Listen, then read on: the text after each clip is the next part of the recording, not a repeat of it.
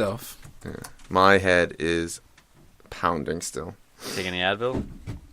No, I don't like to take that stuff after, like, when you get the hangover, because you spent, last night, just my insides are just they're corroded. Your insides are your So now if you take like an Advil, doesn't that stuff kill your liver too? It hurts it. So you it's like drink water though on top of it. Like I like Excedrin. I drank a gallon of water right today. My God. I mean, if you never take Advil and you take 2 after a hangover, I think you'll be all right. Yeah. Considering this is the hangover of the year. Hey, you know what? Al came to the Christmas party last night. Tom didn't. Thanks for coming. No, that's why I'm prepared for the show. Oh my God. I'm not hungover. I'm fresh. Got my coffee. Good to go. Last night was a good time. Freed was there. Tiki couldn't. I know why he couldn't. But you stayed home? Man, I was home. That's such an insult. Al was there. I was having a good I thought time. we're all friends, actually. We are, man. I just had to get up early and I had some work to do. I talked to Igor yesterday. I was sending him a message. He's like, I'll coordinate with Tom. And you didn't hit me up? He said he was going to coordinate with you. Oh, I thought no. And hit you up. I talked to you in person. I told you about the party in person. I knew about it. Yeah, you knew about it. This morning was the roughest way to wake up. First off, it was like noon. And I could So it wasn't morning. I went to bed, I woke up, it was noon. And then Lindsay, she's like, because she got her nails done, she had like some sort of infection. Aww. Yeah, she goes, I went to the doctors. They say I have like cellulitis or something. Oh, awesome. Cellulitis. She's at the hospital right now. Can I have some? No, like legitimate. She's at the hospital. It's like a serious thing. So I'm like, what the hell? And then she's like, oh yeah, by the way, the heat doesn't work. I was like, what? This is the worst way to wake up. Girlfriend's going to the hospital. Heat in the house doesn't work. I can't concentrate. I like fell down when I woke. Well, I didn't fall down, but I almost fell down when I woke up. It was a bad. I'd like to dedicate this episode to Lindsay Patch's fingernail. Yeah. Godspeed. Safe recovery. Safe home. Get better soon. I thought if she lost an arm, I'd have to break up with her. That's legit. You can't just be one-armed. Yeah, but you know what? This takes care of all like the. Would she have hooks? Proposing issues. Everyone's like, give me a hard time about not proposing. Well, she doesn't have a left hand. I mean, you can't propose. Got to take time. That's why I put on the right hand, you know? Great logic, Huss. I love it. I love it. But PFC 218 coming at you. This is going to be a rough show for me. Yeah, this is going to be real rough. This is the post-Huss Christmas party episode right here. Third annual. History was made this weekend. Let's get into it, fellas. And last night. Manchester City facing Spurs. City smashed Spurs 4-1. The best team ever in the history of soccer. Oh, my God. Calm down, world. All right, calm down. You think this team's gassed up right now? No. I think it's adequate. I think it's right on point. But it's 38 games we'll have this conversation. Yeah, this is definitely a long way to go. But, I mean, the performance. It's scary. Everyone was relying on Spurs to put up a fight. Can't trust Spurs. They're just choke artists. Like they got to the halftime, 1-0 down, and you thought they might have a chance. They looked pretty good coming out the half, but they just continued to fold. They just continued to fold, and they got hit for 4. Dude, they started brightly. Before the game, Pochettino came out. What are you going to do? You going to park the bus like Mourinho did, Jose, and United? Are you going to go at them? Are you going to do this, that? He's like, we're going to play our game. You know, we're going to play our game and not be intimidated. You know, we don't negotiate with terrorists kind of attitude. But City were just too good. But up until that first goal, even that first half, man, the first goal, same thing with United. 2 goals from corner kicks. So needless, or set pieces. Needless. Especially Spurs in this game. Son Heung-min, or Son, Yep. put it short. He didn't pick up Gundogan. No, bro, that was on him, right? Surprise start, but yeah, didn't pick up. Free header. And we often criticize like zonal marking or man marking. This was a mixture of both. It was man marking mixed in with some zone, and Son was the only guy who didn't follow his man into the box, and everyone was staring at him. And I think it was the 4th corner that Tottenham had conceded. They had conceded 4 goals in the past 4 games from corner kicks. Yeah. All with headers, too. So cheap, dude. Yeah. It's the cheapest way to get scored on, especially against a Man City team where you know you're going to be up against it. You want to keep it 0-0 as long as possible. Because then you nick 1 goal, you won to the good. And it was this guy's first goal of the season, man, Ilkay Gundogan. So now he's feeling it as well. This was the last thing the league needed. Yeah. Another Man City guy who's This is a surprise start from him. I guess David Silva, personal personal reasons, wasn't included in the matchday squad. Kind of pulled out last minute. Hopefully everything's good because there was no news on that, so no one really knew. I'm sure it's just family stuff. Yeah. But Gundogan came in, and I mean, he fit in. He fit in fine. A little more defensive, but the City squad, the City side, man, they couldn't be contained. You could not contain them. They're gonna play their style no matter what, man. Like, they're gonna dominate possession. They're constantly creating chances as well. Like we said, it's possession with a purpose. And against the Spurs team, who defensively, I think they're overrated. I know they don't have their best defender, right, in Toby Alderweireld, but as soon as he goes out, they look to be shit, honestly. Dude. They fold like a cheap tent. This was a game. Well done. Well played. This is a perfect showcase of what Spurs are missing from last year in Kyle Walker. You know, Kyle Walker versus Trippier. There's really no contest. Nope. Especially when one side's playing out of their minds versus the other side who's kind of in a rough patch of form. But Sané was eating Trippier. Sané, oh my game, God, bro. man. Yeah, where's Tiki when we need him? Right? Wasn't Tiki that was saying, they'll be fine without Walker? Well, they have. I mean, has Trippier been the cause of their problems sitting in 7th place? No. Doesn't You help. see the main reason? No, of course Kyle Walker's got the edge. I actually was making that argument way back in the fall, saying that Trippier would deputize well, but clearly there's a gulf in class. Kevin De Bruyne took this game by the scruff of the neck. He's looking like he's going to be the EPL Player of the Year. He has to be. This guy's insane, man. If Eden Hazard can do it just by operating the final third, this guy operates in every third of the field. Bro, And he's effective in the final third. You know, he's clinical. He ran the longest. I think he ran like 12 kilometers. He had the most tackles in the game and like the most passes. Most injuries, broken ankle. Almost broke his ankle. Dele Kept Ali playing. almost broke his ankle. There were a couple of red card shots this game, right? Which brings me to my first point of the episode. Dele Ali, very visible challenge on Kevin De Bruyne. Mm-hmm. Crunched his ankle, stud showing way over the ball, stamped. Didn't even go for the ball. Didn't swipe in straight. It was a north to south movement of the boot. Yellow card. Paul Pogba reaching for a ball. Here he goes. Extends his leg. Guy goes down on one knee, so he steps on his knee or his thigh or whatever the fuck it was. The one on Bellerin. That's a red card. Reaching for the ball versus a violent stamp. There's no consistency, man. There's Both no of them consistency. were violent stamps, and I thought the ref missed that one. Honestly, it was a Craig Pawson. Kevin De Bruyne's lucky not to have a broken ankle. I know. I can't believe that wasn't sprained or rolled or anything. But check this out. 2 minutes later, he gets back into the game and he scores a goal. Revenge. But that's the mentality. Kevin De Bruyne, well, Pep came out basically saying it's much easier, obviously, to manage the City team when he has KDB out on the field because, again, he's probably the leading candidate for Player of the Year. Maybe Salah can be a good shout for that. If Pogba didn't keep getting suspended, he'd be a shout for that. But KDB, oh my goodness, everything, left, right, doesn't matter. He's amazing. And that was the crucial goal too. But man. this is the City team that we see. We knew this was going to happen one of these years. When Pep came over to City, everyone was like, "Oh, gee, here it goes. City's about to pop." It was only a matter of time. Well, yeah, you knew City. Look, Silva's out. Gundogan's in. That's how you know this team is for real. When a sub comes in and just turns it up. He's one of the shortest players on the field. He found his way to a heading goal. Which is why it's just absolutely poor marking, display man. by Spurs. They were so nervous. Spurs also likes to play possession, and City did an amazing job high pressing. Excuse me. I think that's one of the most underrated facets of this City team is their ability to high press, win the ball back quickly, especially in transition. Mm-hmm. So, I mean, Tottenham usually like to play it out of the back. They couldn't play it out of the back. They were booting the ball because the high press was effective. They were losing the ball in their own half, and that's really a testament to Pep and the work they do on the training ground because you can see it. Spurs tried to do that to City, tried to outpress them, try and beat them at their own game, and they did. They pressed well. They win the ball in the midfield, half the time. But when they got the ball, when Manchester City got the ball to Edison's feet, he was like a sniper. Yep. Where you want it? You want it over there? Bam, on a dime. You want it over there? Bam, on a dime.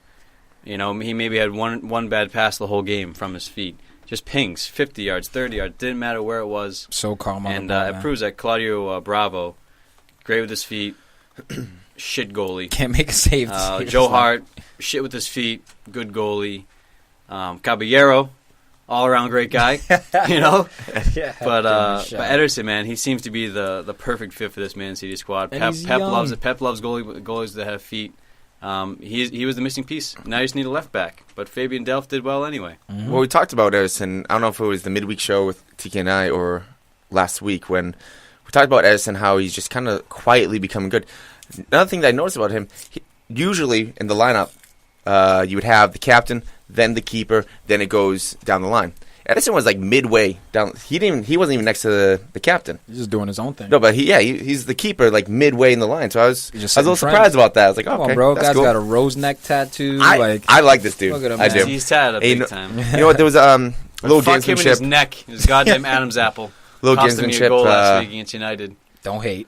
Little I'm gamesmanship just from Pep frustrated, at man. the beginning I'm of not the gonna game. hate this guy. I respect this guy, even though he's blue. He's a problem. The sky blue. So pre-game, Pep was talking about Tottenham and Chelsea, how they come out and really play their game.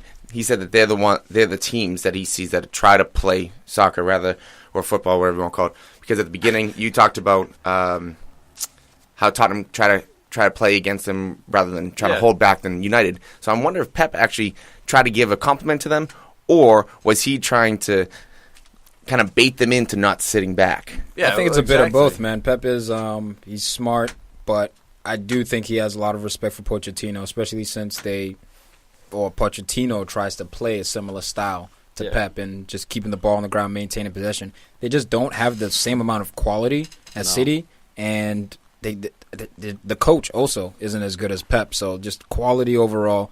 Man City, $250 million they went out and spent this summer, and it's all showing. The dividends are definitely showing right now. Leroy Sané, special. Raheem Sterling, special. I do not think anyone expected this level of production from these two wingers, especially this age. Sterling. Yeah, bro, Sterling with the goals, man, and he had a couple cowish moments this game. Who needs Aguero? Who needs Aguero when you get Raheem Sterling scoring nonstop? Aguero very quiet this game, but like you said, Raheem Sterling could have himself a hat trick today. Yep. 2 on his weak foot, so I'll give him a little bit of leeway on that. And he's not a striker out and out. Yeah. But he should be finishing those. Could have had 3 goals, man. Dangerous position. Spurs are lucky. I mean, this is what Jose was afraid of, man. That's why he kind of he went at him, and then he played cautious the rest of the game. He wanted to nip a goal and just play conservative, play solid. Because it was 4-0. This is a 4-0 game, or it's a 3-0 game. Then you got a garbage goal by Raheem, and then a fluke goal by Eriksen to make it 4-1. That's an ugly scoreline. Let's talk about the championship mentality, because as I was watching this game, right, so Aguero gets subbed out for Gabi Jesus, and there's a penalty kick in this game, and Gabi Jesus steps up, legitimate PK drawn by Kevin De Bruyne on Vertonghen, who I thought was awful this game, but Eric Dyer was worse. Yeah, Eric Dyer was way worse. Trying fucking back heels on that penalty, man. What are you doing, son? I know you're from Portugal, but dude, Eric Dyer. This defense was bad, but let me talk about the PK real quick and why I think City does have championship mentality. Typically in a 2-0 game, when you have a PK and you miss your penalty kick, Gabi Jesus misses the PK off the post, Raheem misses a rebound. There's typically a psychological shift in the game. Like, okay, we still have a chance. It's 2-0. All we need is 1 goal, and we can get back into it. For Man City to weather that storm for 5 to 10 minutes and then get a 3rd goal, that to me showed like championship mettle right there against a good Spurs team. So they've been doing this against the Spurs side, you're right, but they've been showing this character by winning games in the last minute, scoring goals in the 90th, 88th, 80th, non-stop late goals. United was doing it at the beginning of the season. Yeah. But City's taking up that mantle. So, bigger issue. Tottenham. Dele Alli, 1 goal, 15 matches. This is more than a slump. This is a drought. Yeah, I mean, is it too early to freak out a little bit on Dele Alli? Yeah. He's a kid. He's temperamental. He's got a bit of a hot head. But the team's not playing well. They lost a couple of players in the summertime. They didn't really invest. So that leads to frustration as a player. You're like, coach, what the fuck? Yeah. We're not going to be able to compete. Now we're sitting behind Burnley. And it's almost as if Spurs play their Champions League final game against Real Madrid. Yeah. They beat them, and they're like, oh, okay, we're untouchable now. Truth. Yeah, we can beat anyone. Second place. Since then, they've definitely slumped. They've definitely just declined. It's their 5th loss of the season in the league. already. It's bad. Good. I like it. I love it. I hope it bet you do. continues, man. I definitely hope it continues. But this Man City team, they are the real deal. And Eric Dyer, Breg, I don't even know what to tell you. Like, just give up. Just transfer out, man. Transfer out. Well, there was a lot into this because there was for a while he wasn't playing, and he came out to the news. He was talking about how he wanted the game time, all that. He got a shout. Look, this isn't even the only time. Who was it against Bournemouth? I forget. I'll check on that. When he had the handball at the end of the game that he didn't get called for. I mean, there's multiple times that he's just not been showing up. Yeah, 100%, man. All right, let's wrap this one up, guys. You have anything else to add in here? Danny Rose had a great game. I don't think he did. did. Relative to the rest of the team's performance, I think he was the only guy that was effective in his position versus not getting beat, except on that goal, the tap-in by Sterling, where Trippier got beat the first one, so he kind of left him out to hang. Yeah. But he held up well against Sterling. Didn't let Walker get by. This guy, he had a solid game of left back, in my opinion. I agree that he was good going forward and solid defensively. For me, it was just decision making. He had a few big blocks. It was decision making from him. It's almost as if he was trying to do too much, as if he was trying to play to impress someone, because there were just easy overlapping runs. Eriksen's wide open, just lay the ball off, shooting the ball from distance, and so I don't know. There were I thought a couple of times. That's why I raised the question in the chat. Yeah, do you think he was playing? Was Danny Rose playing for himself this game? I think if the rest of the Spurs side played with the amount of emphasis that he did, Danny Rose, they would have gotten something out of this game. Okay. I think he was up for this. He was positive. He had a lot of fouls, but he was all on backs. He was not letting people breathe. Versus Dele Alli in the 80th minute, I didn't think he was sweating. I didn't see a bead of sweat on his head. Where Man City just outran Man City. I think their decline will be in the spring after Christmas. Fatigue. This team has to be fatigued at some point. It's impossible. We've seen it with Liverpool in the past, but they have to run out of steam at some point. They cannot run this crazy. It's unstoppable. Chances are they'll be so far in front by then that they can relax. Yeah, I don't know, man. But if they keep this, everyone runs. Everybody runs. Look, I've already brought it up. I mean, I wouldn't be surprised if City wins the league by 20 points. That's how good they are. Everything about them seems to be not perfect, but it seems like they're striving for perfection at a higher rate than everybody else at the moment. It's Pep Guardiola. As long as they don't get that invincible Sterling season, had a great game.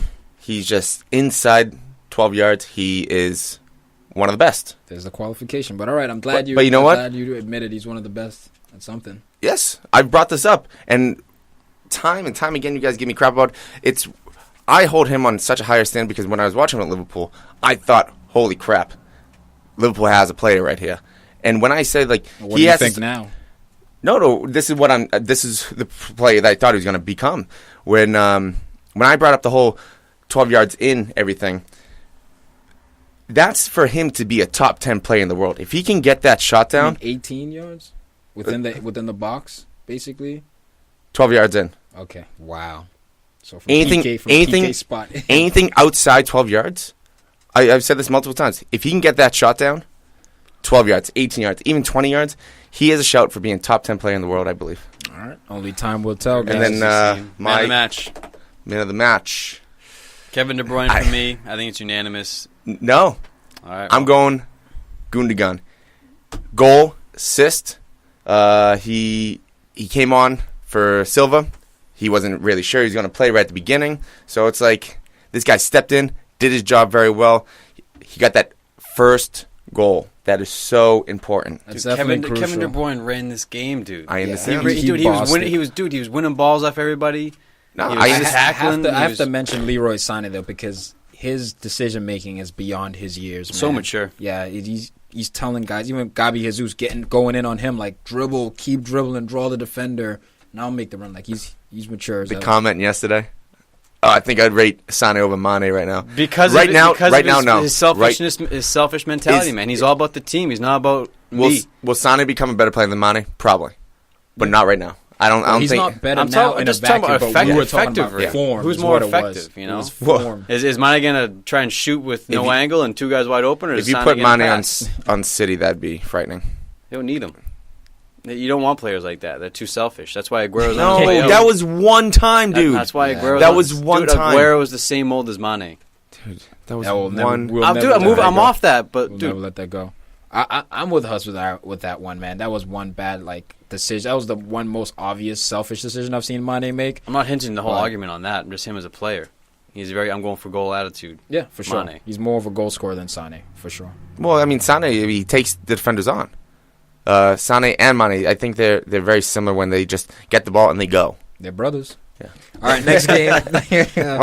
West Brom 1, Manchester United 2. These Red Devils clinging on for dear life. Woof. What's man. up, Al? Holla at us about your boys. What is there to say? 3 points. Moving on. Yeah, 3 Lukaku, points in no the bag. I mean, celebration. this is a classic from Lukaku to Jose. This was a TCB game. Need 3 points, got 3 points. Away at West Brom. The new management of Alan Pardew, I think, has stabilized the ship a little bit. Has it, though? They're a little bit more resilient. Second half, they really came with the play. But in the first half for United, man, I think all United fans will be upset with Jose's tactics in this game again. As in the Manchester City game, a lot of lumping of the ball forward. It's a Jose tactic. We have speed up there with Rashford on the wing, trying to find it in behind. But they're away from home, tough game, man. You got to be a little defensive, right? You're asking me? You're telling me? A little bit of both, Brett. A little bit of both? A little bit of both. It's just frustrating, man, because you see City play, and even United in the second half, ball on the floor, 2-touch passing, 1-touch plays. Mata's in there to get the ball to feet, not to run and put the ball over the top. Even though he's capable. But there was just no build-up play. It was too direct, way too direct for United's liking. And if there was an end product, but the ball's going out of bounds, or it's not making Rashford's feet, it's going over his head. So we're just wasting time of possession, just giving the ball away. Remember last episode when we delved deep into where Nemanja Matic, well, really it was Tiki, was diving deep into where Nemanja Matic picks the ball up on the field. Yeah. And I was watching this game. He did do it a couple of times, but as I watched, that didn't seem to be the problem to me. I just want to get your thoughts on that, where Matic, he did seem to be picking the ball up, though, a little bit further up the pitch, but I do think it's because West Brom was retreating in the their first shell. half, yeah. Yeah. He was higher up. Do you think that made a difference at all in this game? What, where Matic was receiving the ball? Versus if Pogba was receiving it there? No, just versus if he was receiving the ball deeper.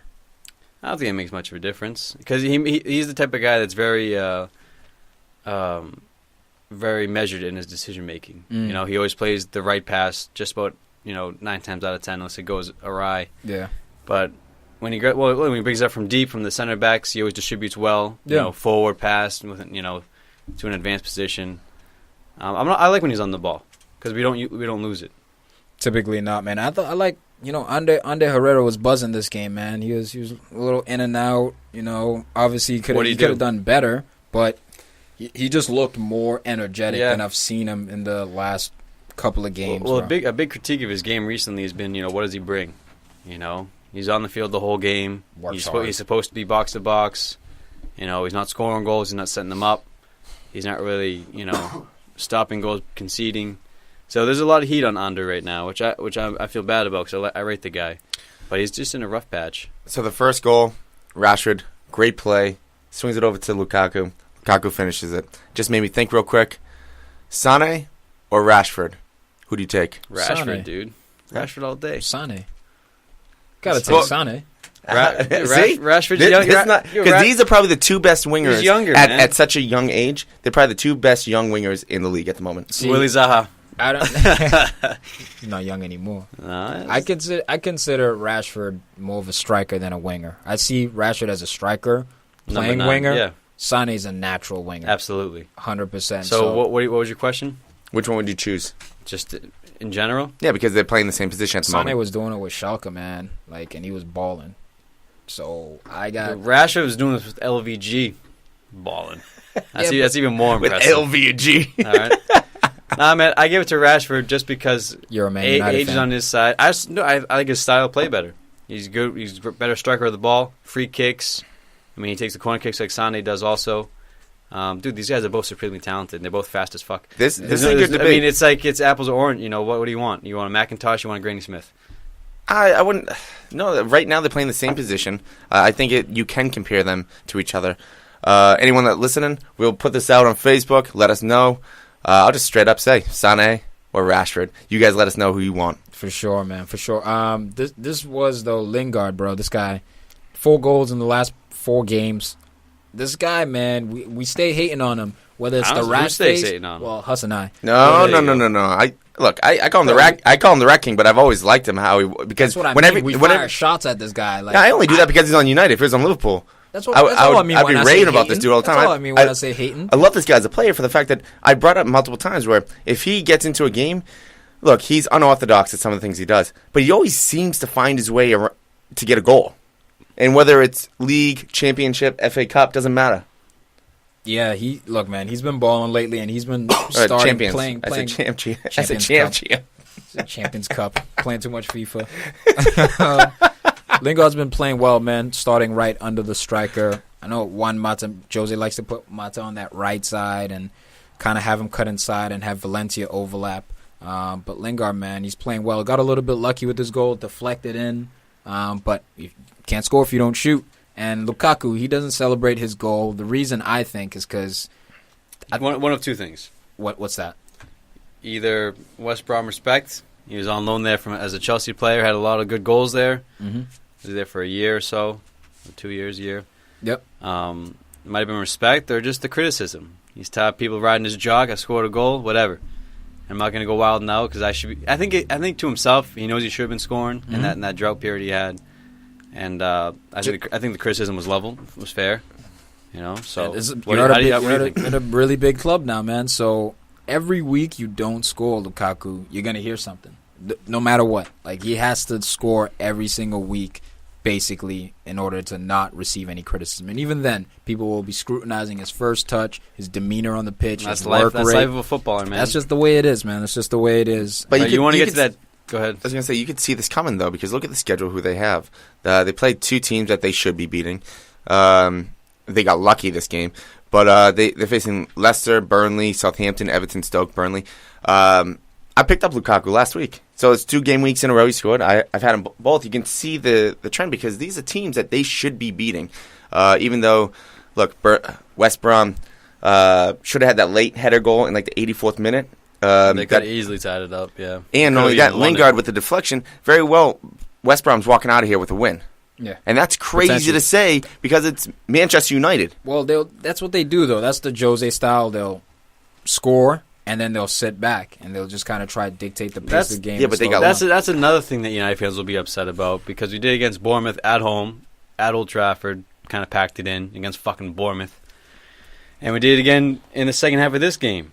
It's just this. We were dominant. Second half, 20 minutes in, all right, we're just going to go on the counterattack. And then became from just going on the counterattack to just sitting deep. That's your style. And letting West Brom come and letting them come at us. That's Jose's style. He knows how to win games like that, and he's been doing it for a long time. It's not the prettiest on the eye. Like, I'd rather watch Watford than Man United. You know what? Watford's got some guys who are going to go forward. The fullbacks are overlapping. Richarlison, all this. Troy Deeney's getting red cards out here. It's entertaining. Where's Watford? It's entertaining. Where's Watford? Well, you just made me when it comes to watching. Where's Spurs? Oh, they're all 7th. They're all shite. But that's the trade-off. That's the thing where you got to live with the W's if you're Man United. We're City? Yeah, they play attractive football. They do. Yeah. And they win. Yeah, so it was actually Watford that Eric Dyer had that the handball. Yeah. Because I forgot. I forget who it was, but so Mkhitaryan, this guy, he looked like the new Ozil. So glad you brought him up, Huss. 3 weeks. For the first 5 matches, he had 5 assists and 1 goal. Oh, then Jose, he had great sign. This guy. No. Then he had six games. He took off, and then since then he's played 19 minutes in 7 matches, and that's crap for me because I think Mkhitaryan is much better than that.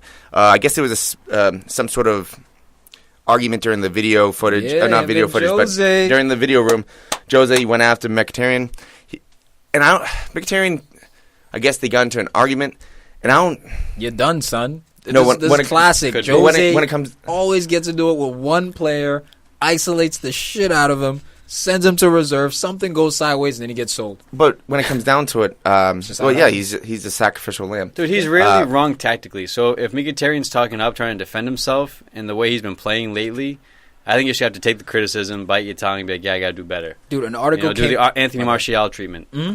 But at the same time, it's a bit hypocritical because, he took 6 games off. Lukaku did that too. He had 1 goal in 9 matches. Lukaku's got a different job, man. He was still he had 1 goal. He was still involved in build-up, getting exactly. assists. He was still Lukaku had doing his job there, man. And like 2 or 3. Dude, he wasn't scoring goals, but he was still doing the job of a number 9, where Mkhitaryan wasn't doing the job of number 10, getting him the ball. But I think this. I mean, honestly, if United would sell him to Liverpool, I would take him in a heartbeat. Of course you would. You're desperate. No, so thirsty. No, because I believe in Mkhitaryan that much. I really do believe he's that good. And you're still thirsty, though. I do think it's some thirst there. Because, once again, you don't need attack Liverpool. You're fine there. You need defense. Bro. Okay. I didn't why are we talking about Liverpool? I didn't say buy Mkhitaryan and not defenders. Shit not part of this conversation. I know. Look. Okay, you guys could use more depth. I'm not going to go too in on this Liverpool situation. But this summer, if Coutinho leaves, he'd be great to replace. Attacking-minded midfielder in the middle. All right, he'd be great. We're not talking about Liverpool. He'd leave you hanging in the pressing. Get out of here, but guys. Mkhitaryan, he doesn't deserve to have 19 minutes in the last 7 matches. Bro, he does. He deserves better than that. Came out and he said, "Look, man, he deserves better than that. The reason why he's not even making the subs bench because he doesn't deserve it. Because there's other guys working harder, other guys more successful who are playing well. Look at Jesse Lingard, man. Yeah, he worked his way back in, and Lingard was the guy who was on the outside looking in. Big and then he just flipped places with Mkhitaryan. Martial has been playing well all season. Even Juan Mata got a little bit of a cold shoulder, and now he's back. Starting last to step couple up. Of games. But one last thing to this game, Antonio Valencia looked like a hamstring injury. He just knocks the ball out of play, and he takes himself a seat. So that's a little bit of. I think he caught it early for Man United. He wasn't going to play midweek in the cup. He's going to be rested. He deserves a break. He's not as young as he used to be. Maybe he went too hard in the gym on the weekend. You know, dude. I think one of my favorite things about football, especially Man United, is just watching Valencia take throw-ins.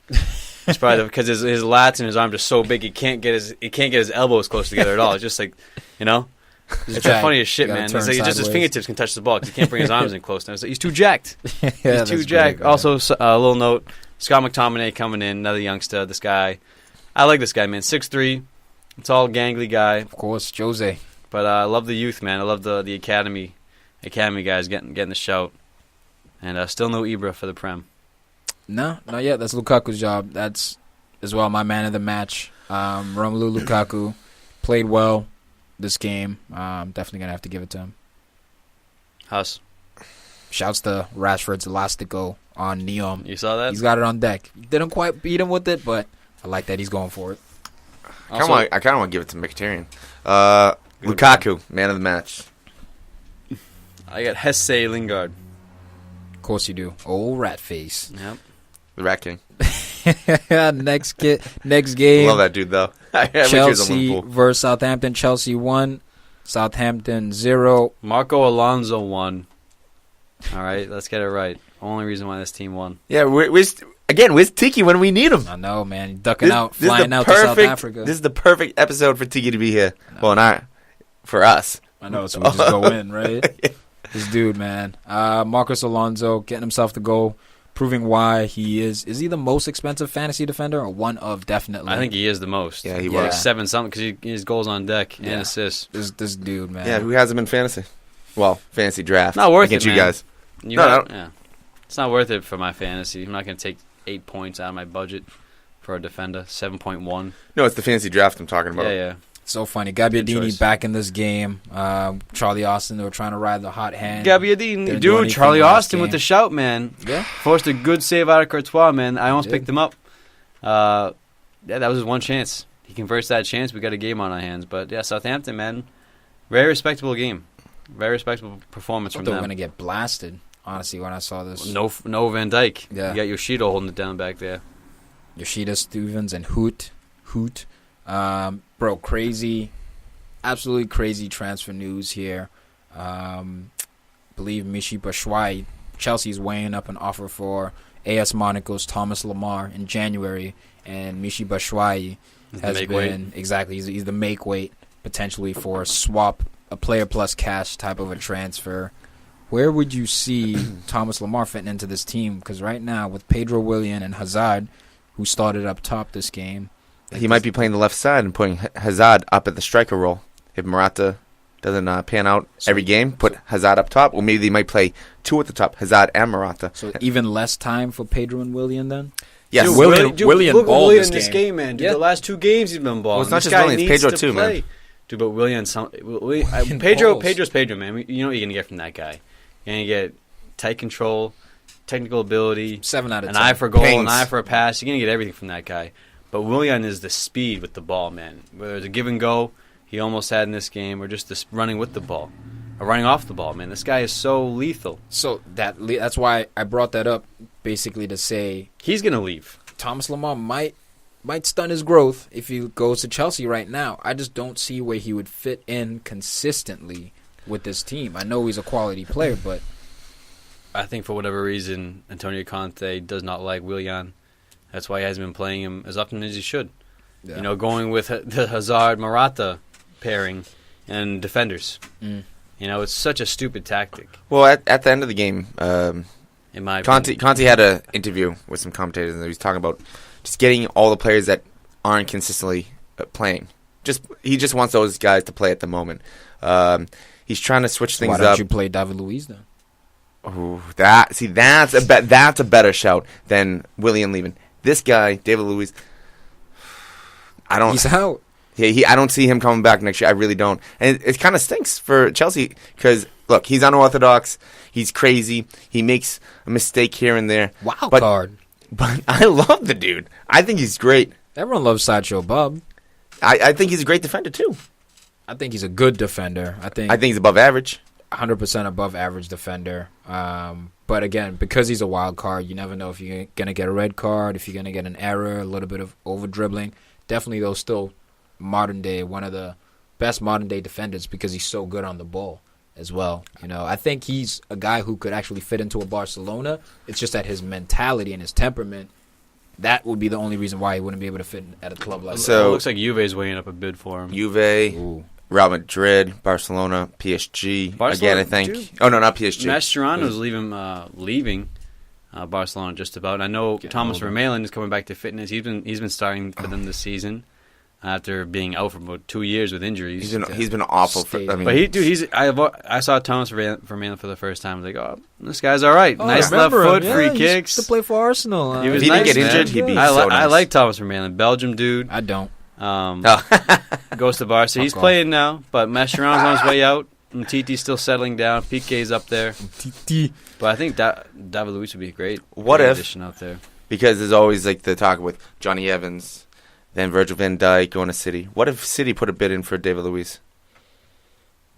I wouldn't be surprised. Because man. if Pep, That'd be hilarious. if Pep That'd be hilarious. gets into his mind and makes him settle down a little bit, athletic-wise, he's one of the most athletic defenders in the world. 100%. Now, if Pep can actually get across to him how to play the deep defensive position while still being able to go up, look, he's going to be on the team probably for leadership. 2-3 more years. But exactly, it won't be as much for his playing ability. But you put him in there with Otamendi or John Stones. John Stones, we don't know how he's going to come back. It sucks to say that, but we don't know how Johnny Stones is going to be back from the injury. He very well could be crap, or hopefully not for their sake. But at the same time, you bring him in. That's more. He's a cement player. Basically, when you put him in, you feel confident. He brings cement. That's what a cement player is? Cement player. Did you just make that up on the spot? Because that definition was suspect as hell. He's a cement player. Yeah, what are you laying bricks over here, bro? Get out of here. I'm not buying that. Are you buying that shit? I told you Cement at the beginning of the show that my head is still pounding. And when I really expect us to roll with that. Oh, he's a cement player. Oh, cool. He's solid. Cool. He's like a rock. When I said cement player, my head was like, what the fuck did I Yeah, just when you say? stared at me, you made eye contact, just justifying it. Like, yep, keep the straight face. Yep, cement player. You caught my bluff big time. As I was like, yeah, cement. But yeah, man. Where am I going to go with this one? Getting back to the game and away from the masonry. This game needed a Marco Alonso specialty free kick. And it was kind of bullshit, man, because Fraser Forster, the guy I've been gassing for a while now. Not cement player. Oh, he was... All right. I'm going to wrap this one. He did not see the free kick coming. I think he was waiting for the whistle. I was kind of waiting for the whistle from the referee. I don't know what he was doing. I think it was kind of go from Willian and not Marco Alonso. But, dude, he has hands in his pockets just about until the free kick was struck. He's 7 feet tall. There's no way he can't make that save. Your boy had a It was good needless. year last year, was it? Or the year when Virgil van Dijk popped and basically had a really good year. Yeah. Forster was also having a good year. That whole Southampton team was playing well. But I'm telling you, man, I think this is my favorite angles right here. It was sneaky the way Lonzo hit the ball. He didn't go up and over the wall. Around. He went around the wall. wall. Just what a show. Well, one of the best questions that I heard after the game, the commentators were talking to Alonso, and I love these type of questions where they said, how do you guys figure out who's going to kick the ball? Take the shot. And Alonso's like, oh, actually, you know what? I don't think we knew who was going to hit it until I hit it, because when they're setting up, he did notice that the Forster wasn't completely set, and he's like, you know what? The ball was close, and when the whistle blew, I just hit it. I just went with it. Just jacked it. He just jacked it. But I love that. I love those type of questions, because how many times do you want to be there in that moment when they're talking the free kicks? But I'm like, what are they saying right now? Like they're arguing over it. Yeah, like it's like I want it, or is it like I don't know, my leg might be hurting a little bit. You take this, or let's see how the wall. I mean, I love those type of questions. All right, let's wrap it up. Cement players all day. Yeah, cement hard as rock. Jesus Christ, man of the match, Marco Alonso for me, man. This guy. It wasn't just a free kick. He had a number of shots on target. He seemed to be like foot, the main left threat. foot. He could have had a hat trick, man. Yeah, man. He was a problem. I got to give it to Marco also. This is a game where Southampton could have stole this from Chelsea, just like United could have lost to West Brom. Right now, there's so much talent. It's so close, except for City in EPL, that any team can very well beat any other team. Yeah. And it's the race to second place. Yeah, we saw Crystal Palace beat Chelsea, and that reminds me a little bit. We brought up man of the match. But just I know. I forget who it was. Cool story. Stop it. We talked about someone's transfer, how there's a player maybe going over. But this is the most. That's something. No. We just talked about it. General reminder. What was it with David Luiz? Thomas Lamar. Oh, Thomas Lamar. Who was it? Oh, Bishoy. And we're seeing a lot of that now, where it's not just money. I think there's a lot more, because there's so much money in the game now. Yeah. Everyone's like, well, money's not going to get me everyone. So we see a lot more plus player now, or a lot more talk of plus player. 100%. You can't just splash $100 million for every player. Yeah, because now it's too hard to get a player back because everyone has money. So even with like Coutinho, they're like, oh, Rakitic. Oh, who is it? Not Gomes. Was it Gomez? Andres Gomes. Yeah, and then there was like a few other players like Andre. I do believe that money's not going to buy these type of players in the future. It will have to be cash and player. I believe that we will win. Not over the summer. Not this summer. Did you say I'm NMS? You say? No, you still hasn't said it yet. Still rambling. I don't know. Still gambling. Yeah, Alonso. Okay. All right. Yeah, put a button on that Cement player.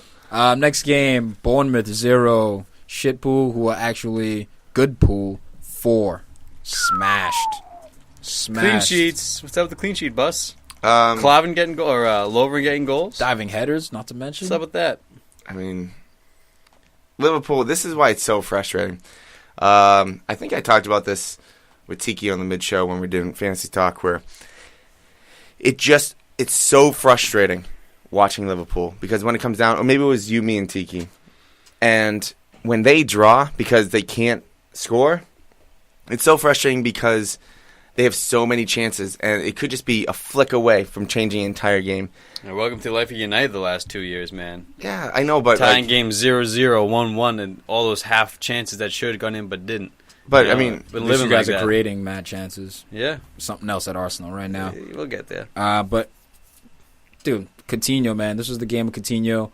This guy's just dribbling maestro right here. A little cut-in action. It's a low center of gravity, bro. It is, man. It is. And this Liverpool team can get goals. There's definitely no question about it. I often question their defense. Lovren did a good job on Defoe today, man. He definitely did a good job on Defoe. There was a certain point in time I thought Defoe was in on a one-on-one or something close to it. Lovren actually chased him down, showed some speed, did the right thing, defended that situation well. Yeah, he did his job. But also Robertson, the left back, getting a big start, managing to get himself an assist, the young left back.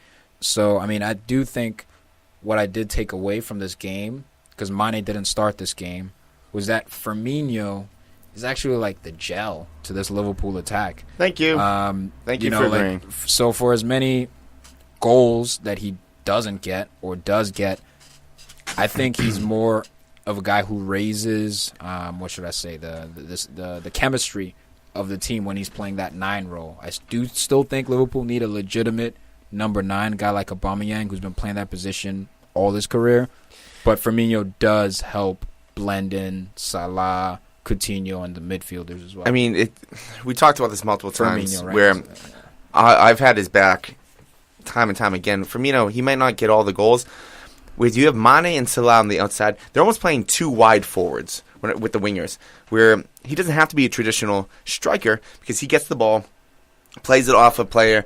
He'll lead them with a nice. His passing and his movement are top notch. And he also defends very well. Yeah, so those are the 3 things that are crucial for him to do well. Even the goal, he didn't give up on that goal, man. Like all the Bournemouth defenders thought it was going to go out.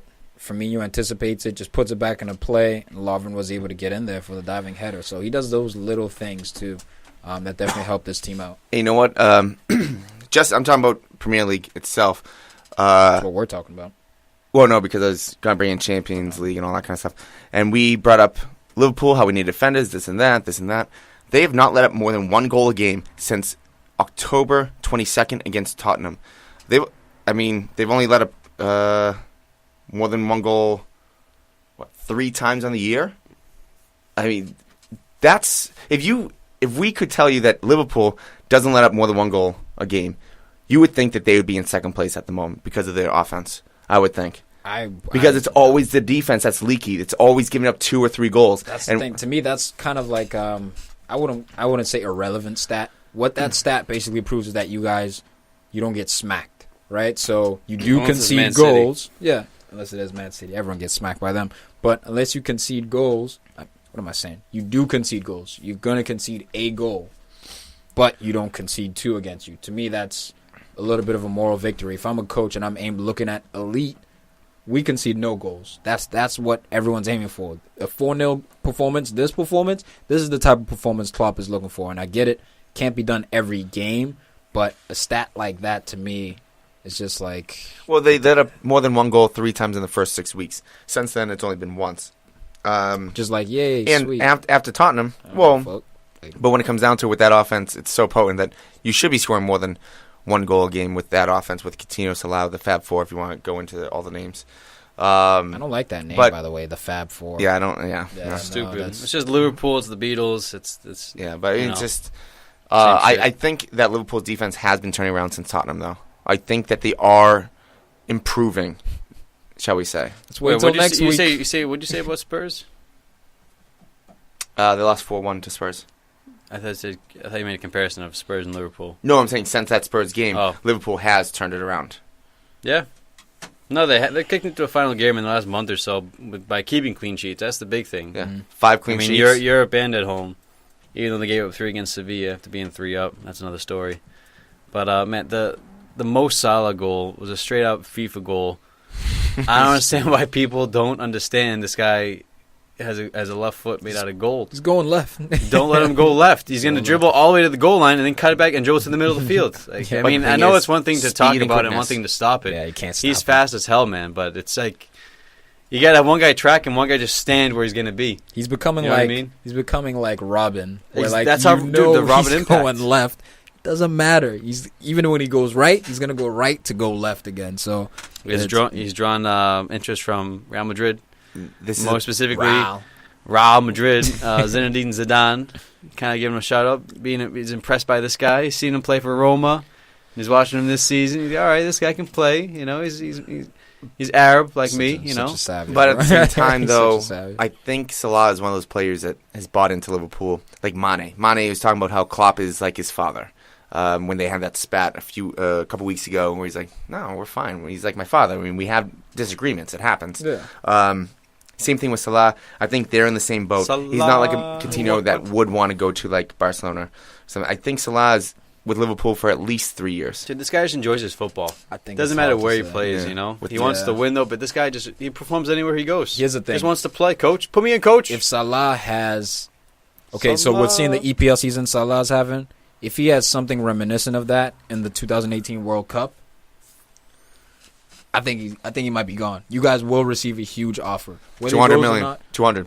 It might be something outrageous plus that. player. Nah, settle down, Tim. Settle down. All right, man of the match for this one, guys. Philippe. I gotta give it to Philippe, man. Coutinho hits the post, man. Could have had a nice free kick. Yeah, that free kick was close. But that individual effort was a beautiful dribble, man. It was amazing. So it was a great run to free him right there. I know his personality is usually being a quiet type of player, but even after the game, he's questioned about Barcelona and all that kind of stuff. His demeanor. Yeah, just bought a house there. He just like, I don't know if it's just because of maybe he's an introvert or something. I'm not sure. Like or is it just one of those things where he really is dumb? Because if you see him in the say dumb. No, done. No, he's done. Oh. We're You're done, son. If you see him in the interview, he just stands there like, yeah, no, that's good. We got the game. We got the win. Could have been bad. Yeah, spilling beers on laptops over there. Almost. So you just see his demeanor where it's like, is he really done? Like, it's like as much as he goes out there and plays and he shows a lot of energy, I'm hoping it's more of his personality, but. Yeah, like, it's not becoming enough people more around him speak Spanish. So once he gets around guys like it's that, just at more. Barcelona, It's just more then apparent. he'll be more happy. He just You mean day in, day out Yeah, is becoming more Portuguese. apparent that he wants He's to got leave. Firmino, But bro. he's probably speaks Spanish too, though. Moreno. He's got Moreno. I'm sure Gigi speaks like 5 languages. Yeah, these guys are smart as hell, man. Like they definitely speak a number of languages. Yeah, but the big thing is Liverpool. Man, It the just match, bro. Yeah, man. generate transfers. We're done with Liverpool. They're not buying anybody. They don't need them. Keep They're the bogging best us down They're over the best here. back line in the league. Bogging us down with this Liverpool talk that no one wants to talk about. I know. I'm trying to Especially bait you during guys man in. of the match, bro. Phil. Gotta be Phil. Yeah, dude, relax with friggin' Liverpool. You're sitting in 6th. No, Would you fourth. move up? Oh, you're in 4th now. Let's talk about a better club, especially when we talk about recent history. Arsenal Well, they have FC. more wins than Liverpool. Yeah, One more win. Are they still in the Premier League? Yep. And we're coming for that ass. I Beat thought you were in the Championship. Arsenal 1, Newcastle 0. That's going to be you next year. Yeah, right. I'm not going to let you get the last word. You guys got the best stadium in the Championship. Mesut Ozil with a wonder strike. Liverpool sucks. Dude. When's he leaving? Mesut has been balling for like the last 4 to 5 games, bro. We give Playing him for that shit. contract to United. He wants to leave in January. Hey, Jose, I can still ball. Look at me. That's all he's doing, bro. If anyone's going to stay, it's going to be Mesut. No way. Yeah, if anybody. If anyone's going to stay. Out of him and Sanchez? Yeah. That's a no contest decision. They're probably both going to leave. Doug Sanchez again was Cowish. He was cowish. He wasn't on point. Something's going on. He doesn't want to play. Something's going on. I won't take it that far because I don't have enough information, but I look at his body language. He's seemingly getting frustrated a lot quicker, shorter leash. Some people saying that, he doesn't trust passing to some guys on the team right now. Wouldn't you? If you were at his level? No, man. If everyone's at this level, you should be passing to people. If we're playing high school soccer, okay, I don't trust the kid dudes like with Garnett the freaking Shaka out there hoodie. to pass to. Shaka needs to hit the pine, hit the bench. Sanchez needs to hit the hit the bench. road. I don't know why he doesn't give Sanchez. Just put him on his ass, man, for a game, for a couple games. Oh, he's just so concerned. If you're not going to work for the team, and at least, Well, if you do that before January, he wants to leave in January then. Here's the thing. he's not going to leave in January. You got to have balls to do that, right? You got to have the balls to Call bench. Wenger out? Yeah, I'm calling him out, bro. Like, it takes him so long to make these decisions, bro. Like, it's whether it's subbing someone out or not starting them, you have to have a pair just to be like, look, Pair you're not playing. That's Dude, the guy, I agree. I'm not going to go for the testicle comment, but at a certain point, you have to realize that this guy's not contributing anything on the field. He's losing the ball more than anybody. Why would you keep playing him? If it was anybody else, any other name, they had the stats of him giving the ball away 35 times, 32 times. I tell you what, Jose would have sat him. Absolutely. Absolutely, man. Any coach would have sat a guy who's either he's not in good form or he's just mentally not there because there's nothing to play for. When are you going to win Europa League? You guys could win the Europa, which is kind of annoying if you do end up doing that and getting Champions League next year. Why? You guys did it. Yeah, I know, but it's Arsenal. Yeah, it's annoying, isn't it? I would say I can see Arsenal going for that, but other than that, you guys aren't going to win the league. You're not going to win Champions League. Things that Alexis wants. Yeah, FA Cup's cool, League Cup's cool, but maybe you have a chance in Europa. But I'm over it. What is this, like my 5th prom? Like, come on, man. I'm done with prom. The FA Cup, I'm done with it. I'm man. just saying for Alexis.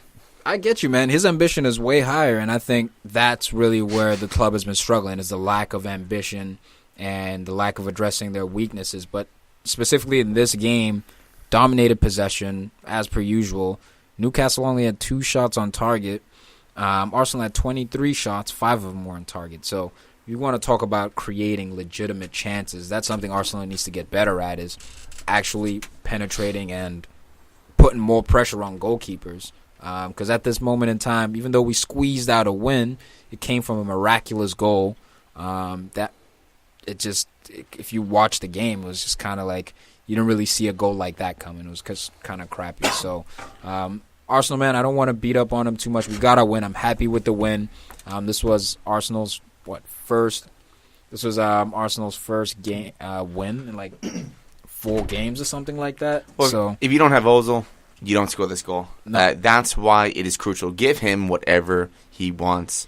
If he wants 300,000 a week, that's too much for him. Sanchez, so we can't give him whatever he wants, right? But at the same time, it's almost like you kind of have to, because that's only. No, that's the mentality that I hate. We don't have to do anything for these players. It's about the club. It's not. I know it's about the club, but fine. I mean, let Sanchez and Ozil leave. Where are you? Are you even making Europa next year then? Depends when they leave. If they leave in January, no, we're screwed. If they leave in the summer, there's enough finances. Unless they get sold with 1 week left. In January, you saying? No, in August. If they get sold with 1 week left, then it's like. Well, we're not. Sorry, yeah, because they get the contracts. My fault. Bosman. It's either they'll be renewed. So you don't even have money coming in to buy new players, because Arsenal always talks about how we don't have money. They're like the 7th richest club in the world. I know, but you guys never spend money. You guys always, quote unquote, don't have money to spend. We got a bunch of misers, is what we have. Yeah, man. Look, Arsenal. You guys are in desperation mode if they leave. We've been in desperation mode for the last 5 years, I think. But I see what you're saying. You guys might be flatlining. Nah, look, man. Here are the positives. Alex Iwobi, Maitland-Niles, who was one of the better players in the team. He is reportedly being played out of position, though. I believe Maitland-Niles is actually a central midfielder. And I just hope that these kids keep progressing. And again, another episode that Tiki misses. You don't play your youth. Now we got another one in there. Started Alex Iwobi this game. And I just hope they progress. Because I look at a guy like Hector Bellerin, where when he came onto the scene, we saw this massive excitement. But he slowed down now. He seems to have plateaued. So I hope the case isn't the same for a guy like Maitland-Niles and Alex Iwobi. Well, look at Arsenal. Even during the summer, they have to bring so many people in. If you lose Sanchez and Ozil, you have to get a left midfielder or a left winger. You have to get somebody to play in the middle. Clear it all out. Get rid of the shit. Czech, not getting any younger. He's going to get even slower next year. Get him out. Monreal, is he going to be a center back now? We don't know. Koscielny, yeah, he's doing all right. Mustafi, is he even going to be on Arsenal? Because he might be transferred out. No, Monreal should. Mustafi should sit. Arsenal is so like a bag of trash right now. Like during the summer. You take this, Tom? No. It's take the true. trash out. Yeah, take all the trash out. That's what it is. So they're a mess. There's a lot of talk about trash. A lot of talk about trash. Who's not trash? Who's not trash? On Arsenal? That's a shorter list, I believe. On Arsenal? Yes. Koscielny? Lacazette is not trash. Absolutely not. Danny Welbeck. Trash. Bellerin? Trash. Take him out. No, Bellerin, I don't think he's trash. I don't think Bellerin's not trash. Jack Wilshere's not trash. Shaka is borderline trash. Like, he's recyclable, bro. Nacho Monreal, trash. Get him out. We have to upgrade, and it's not. El Nene, Nacho's arguably Chambers. been our best player this season, but he's playing out of position. Coquelin. Trash. Take him out. Take him out. There's so much for trash. AC Milan rebuild. Yeah. Kolasinac is nice. Yes. He's a baller. But Dude. we if we can name 5 dudes in your starting lineup who are trash, you're doing something wrong. Yeah. You're doing something wrong, man. But look, we got the win, so I don't want to go too hard on Arsenal here. Good win. We get the W. We collect TCB. the points. But I wish it was a true TCB. We play against a better opponent. We might not get so lucky. All right. Man of the match for this one, Mesut Ozil with, for me, Maitland-Niles and Alex Iwobi. Close seconds right there. Man, what a goal. This is a draw without it, but a special, special goal by Mesut Ozil. Ozil. Oh, man, what a volley. Is it Ozil? Is it Ozil? But, man, he had to readjust his body. I'm gushing over that goal, man. It was nasty. beautiful. It was perfect reminiscent. contact. It's when you make that contact with the ball, it's like, woof, I hit that one sweet. Remember that Champions League? Was the Champions League final goal? Zinedine Zidane. Oh, yeah. Out of the air. Zinedine Zidane against Don't compare that with Leverkusen. Look. This was a side volley from 100 feet in the air. It was popped up and came down. It was similar. It wasn't. They were both volleys, yeah. They were similar in that aspect. I agree with you. Yeah, a degree of difficulty. Jesus was don't different. Don't even bring up. Don't put in the same bracket. Hey, he's better than Zidane, right? If I love the chant though. Such a great chant. If fate went towards the mid-table teams this week, Man of the match. City would be. I mean, they'd be so far ahead at the moment. They beat the Spurs. United They very beat well. the Spurs. Beat Spurs. I mean, sorry. United very well should have drawn, maybe lost. I mean, Arsenal should have very well could have drawn. Chelsea very well could have drawn. Maybe. No, but Liverpool could have lost. But we're looking at all these. We're looking at all these teams, and there always seems to be close draw. City again. They just seem to just like when someone's down, they put them down. What's the point here? I'm mad lost. Yeah, where are we going with this? Like I just don't know. No, I'm just saying because it's 3 opportunities for top 6 teams. Actually, with Spurs also losing. Don't forget Palace. They're coming up. Okay. Well, anyways, it's gonna be Ozil obviously because again, if you don't have him, Arsenal does not win this game. No Beep, doubt. boop, bop, boop, beep, boop, beep.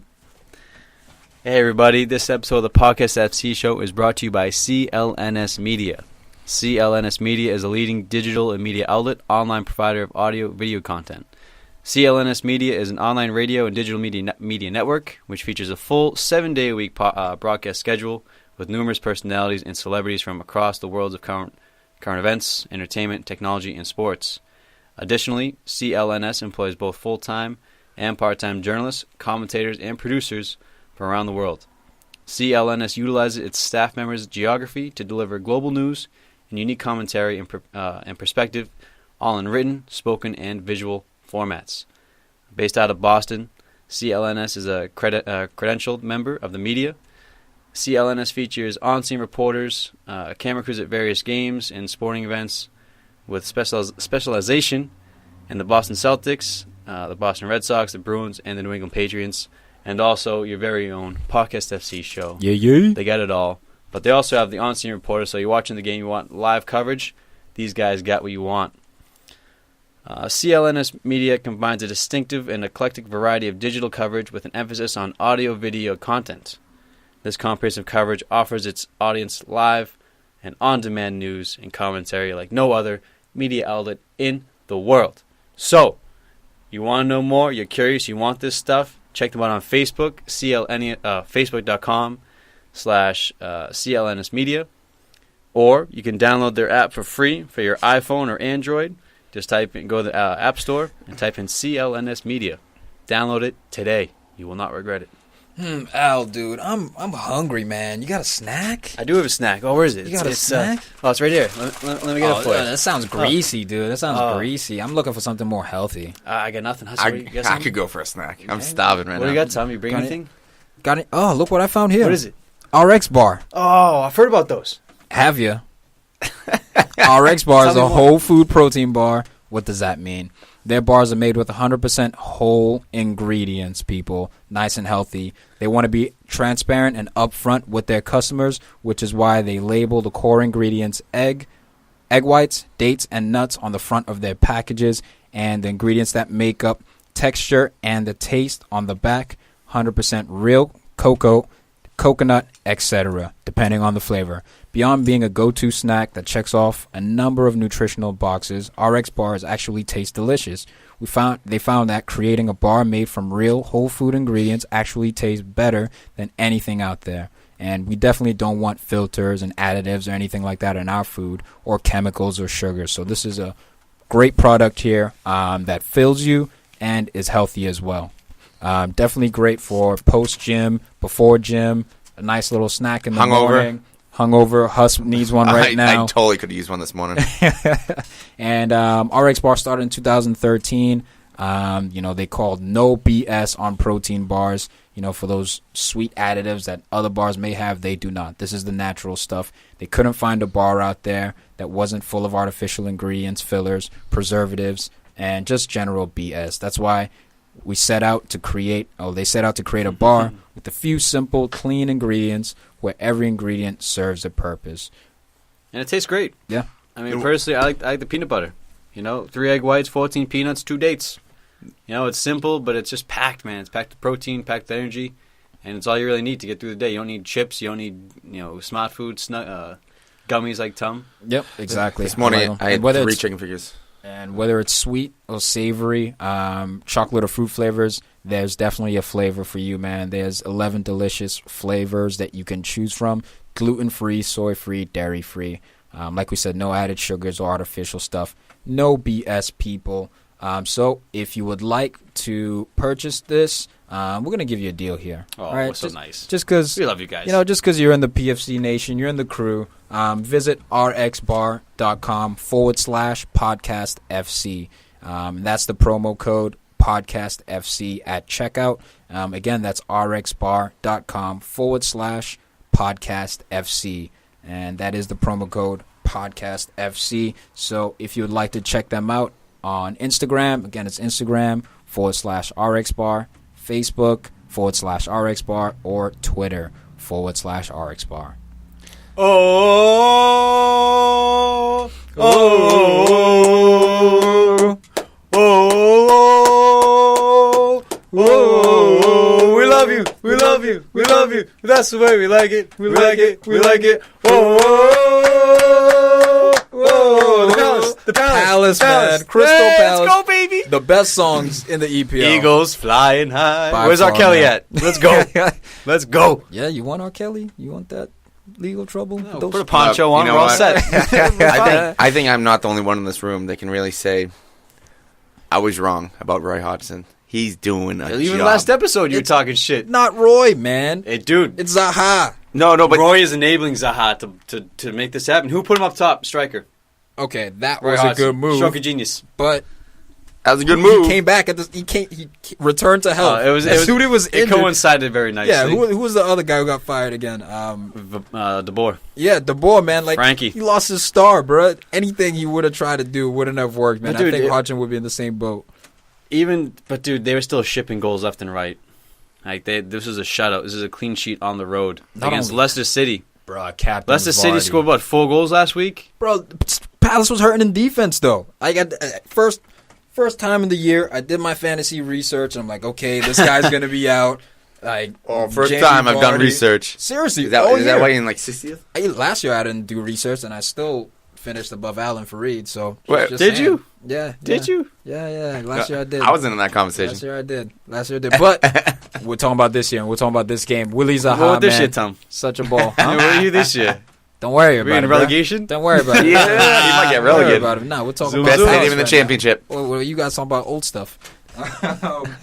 Look, man, Leicester, what a letdown, bro. I mean, red card for Ndidi. And do not pick up Jamie Vardy in fantasy. He's not worth it. This guy will let you down. This should have been a game he gets a goal. Even last week, 4-0 or 4-1, he had nothing to do with it. Okazaki took over.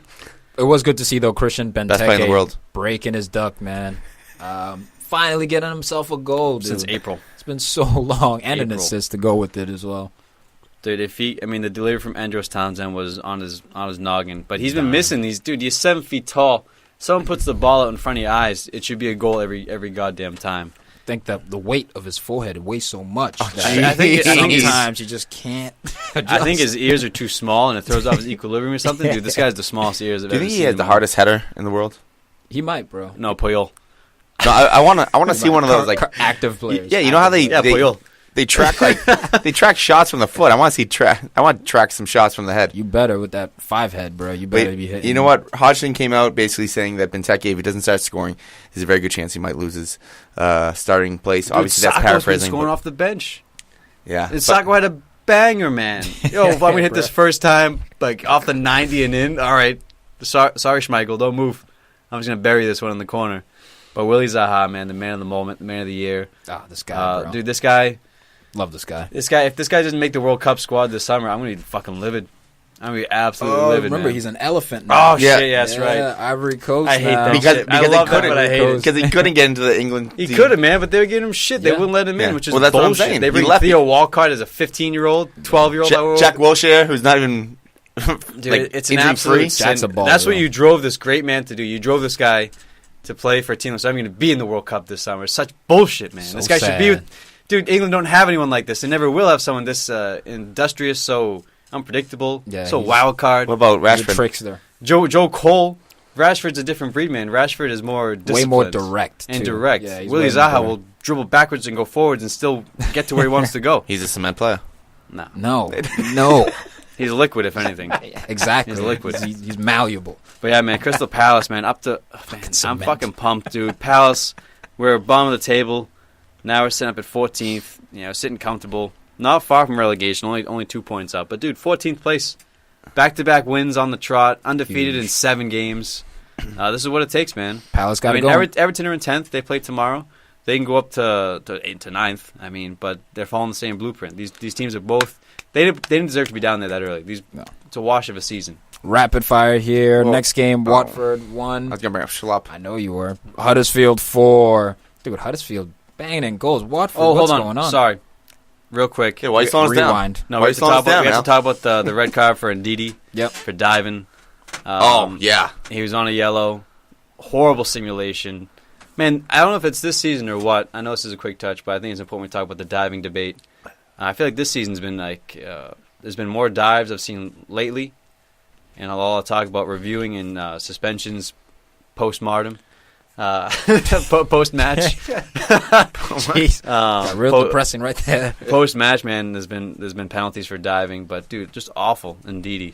This is one of the worst dives I've seen in a long time. Just get better at diving, bro. What the hell? But it was great to see him disciplined. Yeah. And, I don't know. All right, next game then. Watford 1, Huddersfield 4. I mean, Doucouré, he tried. He tried his best. Cabecele, he tried his best, but wasn't enough. And errors from Mariappa and Holebas and Dini getting a red card as well, man. I mean, they basically shot themselves in the foot, Watford, to a Huddersfield team who's been pretty good, a surprise this year, but I don't think they're 4-1 better than Watford. Dude, Watford have been getting red cards in the last 3 games. The last 3 games they've had red cards, and it's cost them when Cleverley went off. They lost to Palace. Got smashed by Huddersfield. Yep. They can't keep it together. They can't keep 11 guys on the field for 90 minutes. I think that's their biggest problem right now. Gave away a PK as well, so it's mistakes all over the park right now for Watford. Marco Silva has to get this team in gear again. Still in 9th. Yeah, they're not doing horrible, but slippery slope, man. What was it? Slippery slopes are real. Look at Newcastle. Yep. Newcastle was in 5th place or something 2 months ago. Turned it in the fall. Now you're fighting for relegation. Yeah, I mean, there was it 2 years ago? Watford did really well. Then they started droughting around January, went all the way down. Same thing with Crystal Palace when Pardew was there.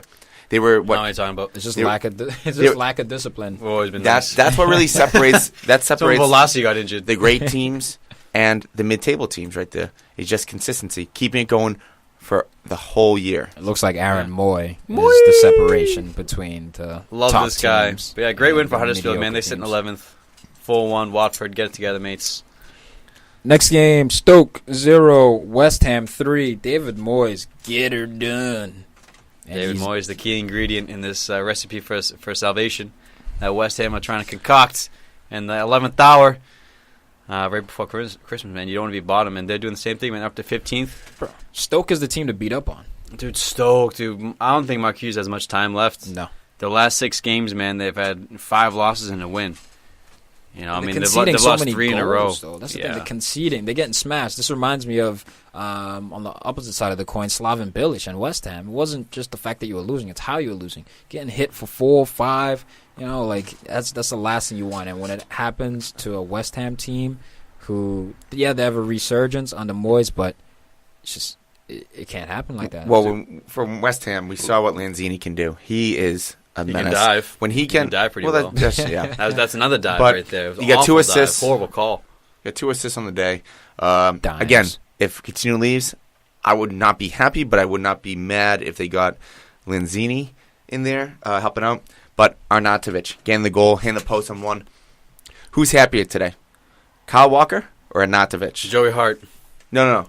Walker. Not even in the squad. No, but Walker, they beat Spurs. West Ham beat Stoke. Walker's Who's happier today? Man. But Arnautovic is more of a head case. So probably Arnautovic, I got the goal. Arnautovic is happier only because his happiness, his state of happiness, was lower than Kyle Walker. Kyle Walker's been undefeated. He's been having the ball all year. Arnautovic, tumultuous relationship with the previous coach. He starts, he's sitting, starting to get goals now. He gets a goal against his old club. Hit the post. Hit the post as well, so it goes to show that he was really playing well.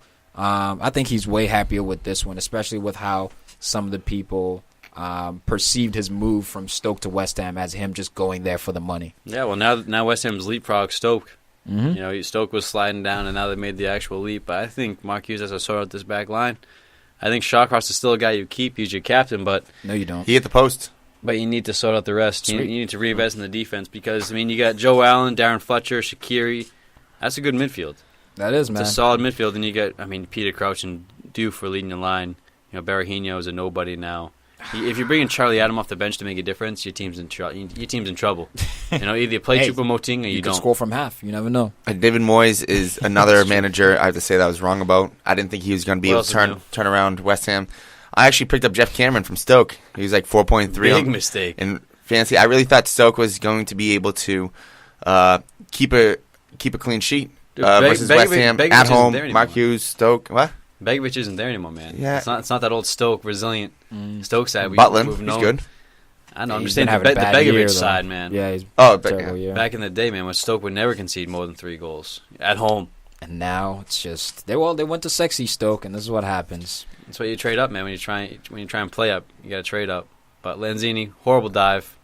He should be punished for that. And that's what Mark Hughes was pissed off about because that was the first goal. 20 minutes in, penalty Mark Noble.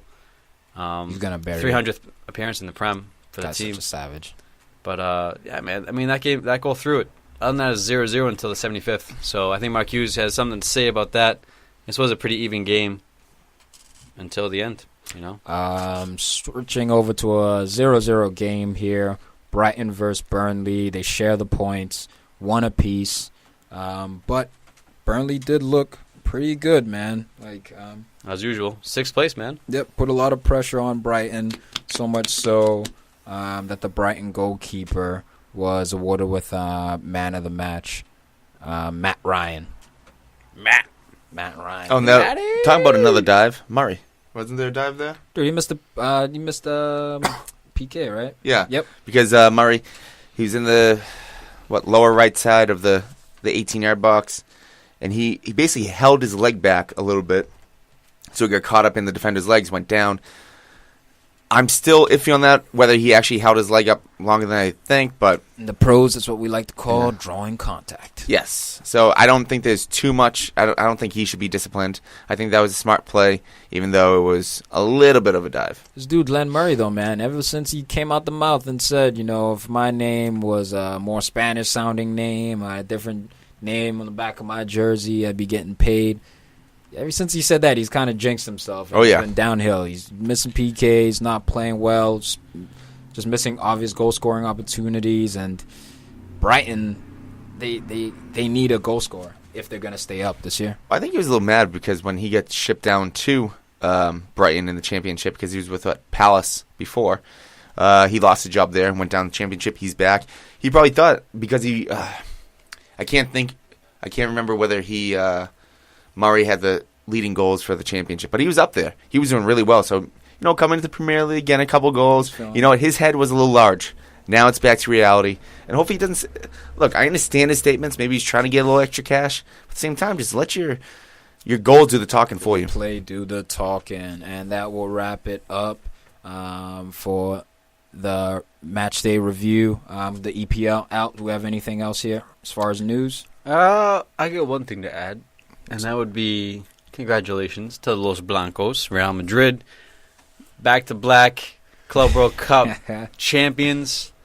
Yeah, man, great game. Cristiano Ronaldo decides this game with a beautiful free kick directly through the wall. Oh, CR7 hitting free kicks. But I see free kicks in cup finals. What do you think about that from? No, it's good. It's like one every 6 months. Yes.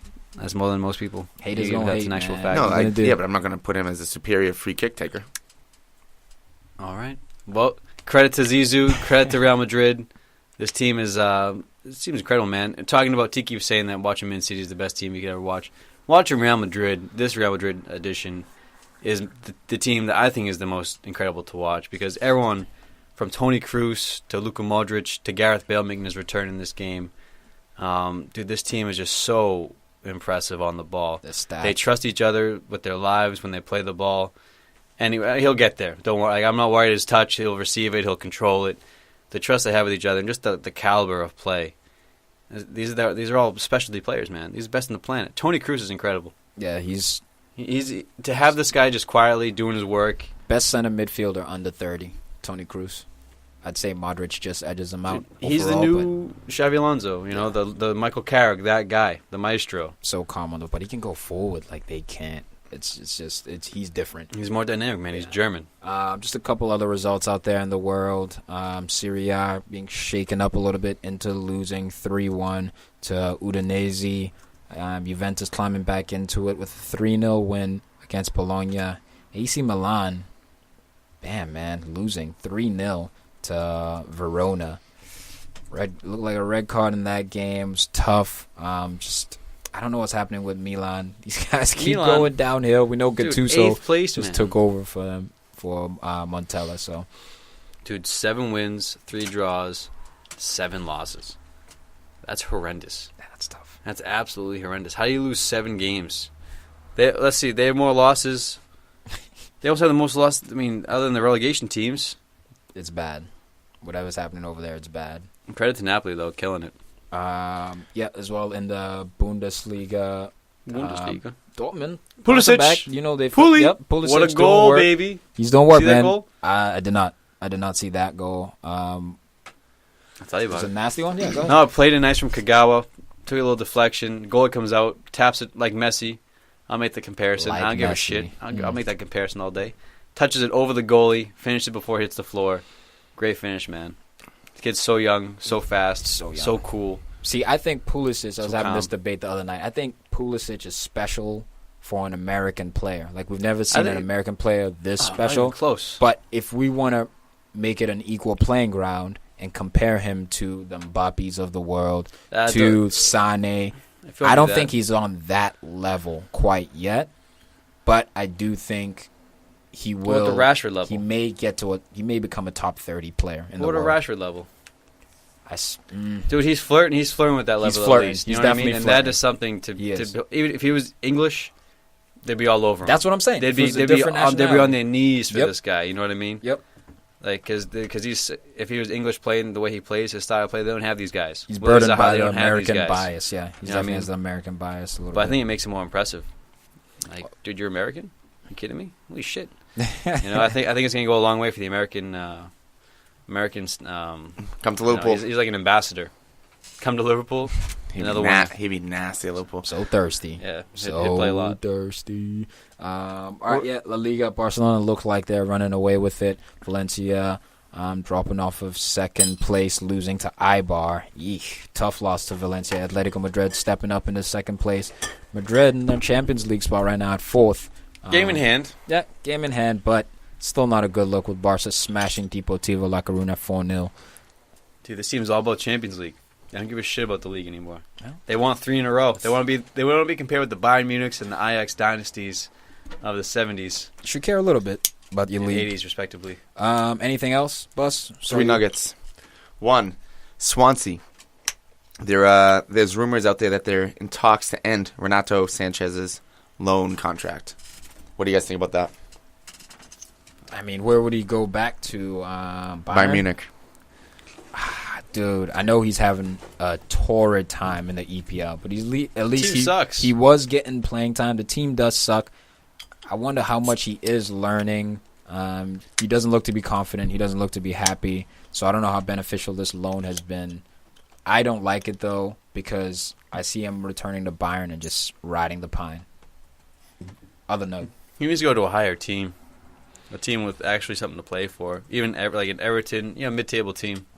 I don't care what league you're in. How's he going to do that if he can't ball at Swansea? Team sucks. But at the same time, I mean, Bunny. He's 20 years old. Swansea thought they're getting a player. He's running the mid. Well, he's in the midfield. They expect a 20-year-old to come in and run their team. I mean, I think it was a little. I mean, the hype wasn't too much for him, but at the same time, that was crazy hype. Yeah, but at the same time, by us too. You can't expect him to come into Swansea, change everything for you, because if he did, then he'd be considered one of the best players in the world. I feel like, he one of the best young players in the world. Sanchez got gassed. He got overrated. Even though he had a terrific Euro Championship tournament, but he struggled. He got overrated a little bit. And his loan fee is what, 8.5 million euros. I mean, that's a hefty loan fee. Yeah, that's basically for Swansea. That's a new signing. Next nug. There's been talk about Johnny Evans. We brought him up already about going to City. Maybe Liverpool, because people talked about he'd be a great fit. Virgil going to City now. Maybe Johnny Evans goes to Liverpool. But there's also now talks of Johnny Evans going back to Manchester United. Where'd you hear this? Where'd you hear this? Who scored? David Luiz. Who scored? They're not fucking news. Yes, they are. No, they're stats, bro. I'm not going there for news. I go to a lot of places, dude. There's no way, dude. We have Rojo, Jones, Smalling, Lindelof, Blind. All I heard was Bailly in that. And Bailly. Bailly's out for 2 months. That's dude, no, we're not going to buy another defender, man. That's the last guy we need. I don't know. Why Okay. would we bring back Johnny Evans, of all people? A guy who's on his... But that's definitely Tiki's boy. He was a big reason why West Brom scored that goal, because he was able to... He didn't touch the ball. Did he touch the ball? I'm not knocking Johnny Evans, man, but there's a reason why we sold him, because he wasn't going to bring us to that next level. He's a great squad player. He's what Chris Smalling is. He comes off the bench, he deputizes. That's Chris Smalling. I don't want Phil Jones. Do you take Phil Jones or Johnny Evans right now? Phil Jones. Definitely taking Johnny Evans. Right now, as being a better defender, I'm taking Johnny Evans. Evans, brains. Do what you want, man. Make your decisions. You got a last note for us? And the last one. Never gonna who scored? More rumors. Now, who scored? Where'd you get this one? Fucking Allardyce. Sesame Street. Yeah. From Cookie Monster. Yeah, I bet. Allardyce is interested in bringing back his former striker, Christian Benteke. What do you think about that, Everton? Bro, that's a great move for Palace, I think. A great move for Palace. If they get their money back. Especially if they can get like Sandro, someone like that, in return, someone who hasn't been playing that well. Sandro loan Everton. and 30 mil. And because Everton has so much cash, I could see them doing that deal. Yeah. Because, Liverpool was lucky enough for Crystal Palace to give them cash. Now, Crystal Palace is like, no, I don't know if we can sell. These are really good. Wait, what? Let's get that back. Thank you. It's like one of those nodding. It's like laughing behind the scenes. Like, oh my God, they're actually going to buy If they could recoup the 30... It's a setup. If they could recoup the 31 mil they splashed on that dude, that'd be great. And I think Sam Allardyce would love having a big... strong center forward there to knock down all the corner kicks and free kicks. He's going to be loading it through that box and long throws and everything. He wants his tall boys in there. It's a better deal. Him and Rooney up top. Let's go. Better deal for Palace, but still not a horrible deal for Everton because I trust Allardyce. And there it is. Allardyce trust. Look, Huss, Liverpool Arsenal's coming soon. I know there's a League Cup game in between there, but man, I'll see your bitch ass later. Okay, yeah. Yeah.